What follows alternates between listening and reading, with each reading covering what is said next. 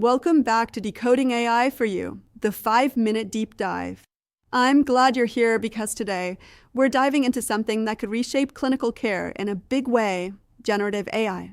I'm talking about what's happening right now in real hospitals. We're focusing on clinical care delivery, everything from how we engage with patients to how we govern and manage care safely and effectively.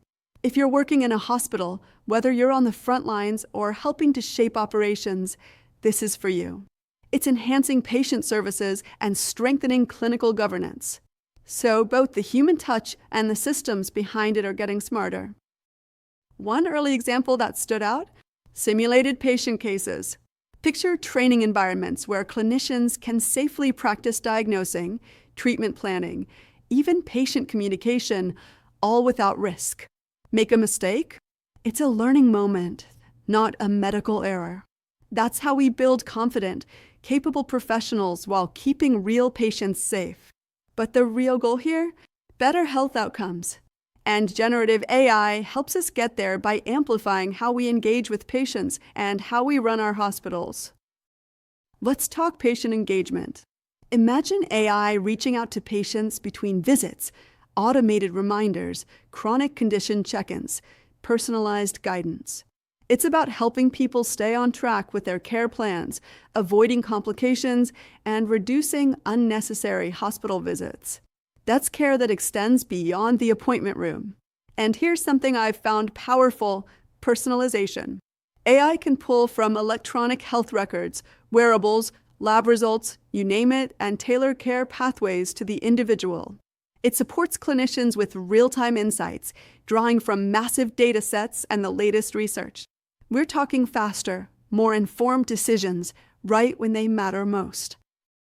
Of course, clinical care isn't just about face time with patients. It's about making the whole system work better. That's where operational efficiency comes in. AI is automating those time-sucking admin tasks, data quality checks, routine documentation, even drafting standard letters. By automating over 240,000 hours of work in certain healthcare settings, AI frees up clinicians to focus on delivering high-quality, personalized care to patients. That's like adding hundreds of full-time staff without hiring anyone. And that freed up time? It goes straight back into patient care. Plus, AI helps spot inefficiencies, optimize scheduling, and manage resources better. There's even potential to ease clinician burnout by cutting back on the administrative overload. But let's be clear, none of this works without strong governance. This is healthcare. Mistakes carry real consequences. So when we bring AI into clinical decision-making, transparency is a must. No black boxes. Clinicians need to understand why an AI tool makes a recommendation. Trust comes from insight, not magic. That's why AI literacy is becoming a core part of medical training. Everyone, from doctors to compliance teams, needs to know what these tools can and can't do. And risk assessments? They're not just for IT anymore. We need full-spectrum teams, clinical, legal, security, to evaluate potential biases, inaccuracies, and privacy risks. And governance isn't one and done. It's ongoing. Feedback loops from clinicians and patients, regular audits, safety and performance monitoring. Hospitals need clear frameworks, ethical standards, data protection rules, incident protocols. We're building a culture of accountability around AI, not just using it because it's trendy. Still, let's not pretend this is all smooth sailing. There are real challenges. AI tools aren't always accurate, and integrating them with legacy hospital systems can be a nightmare. Ethical concerns are front and center: data ownership, informed consent, fairness. And if the training data isn't diverse, the AI can end up biased, widening gaps in care instead of closing them. There are organizational hurdles too. Are hospitals ready? Do they have the infrastructure, the funding, the staff buy-in? Veteran clinicians might be skeptical, understandably, while newer digital native providers may be more open. And rural clinics? They don't have the same resources as big city hospitals. Equity in AI adoption is going to be critical. So where's all this heading? The future of generative AI in healthcare is incredibly promising. Imagine AI generating clear, personalized summaries of treatment plans or insurance instructions, maybe even in multiple languages or formats. That means patients actually understand their care, which means they're more likely to follow it. Privacy and security? That's going to stay front and center. We'll need even stronger frameworks and collaboration between developers, hospitals, and regulators to make it all work. And let's not forget decision support. AI-powered CDSS systems will only grow in importance, but the key is integration. Not just with tech, but with human workflows, hospital culture, and the way decisions actually get made.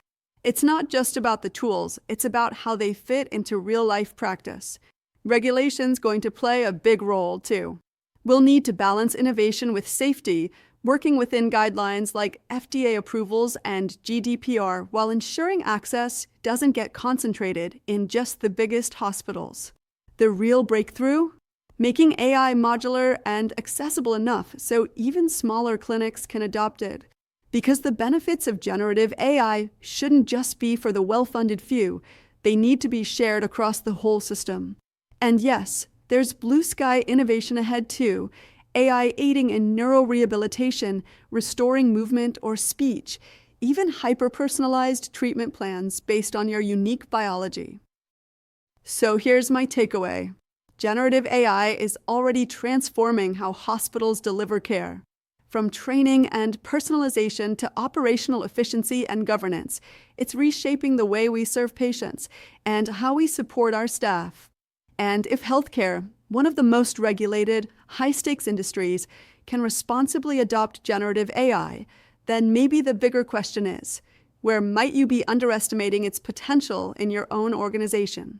If you're ready to take the next step, check out the resources in the description, which includes our deep dive report provides a detailed analysis on generative AI within your industry. And as always, stay curious, stay informed, and I'll see you in the next episode of Decoding AI for You. Thanks for watching Decoding AI for You. If you found this useful, don't forget to like, subscribe, and share. Let's keep exploring the future of AI together. See you next time.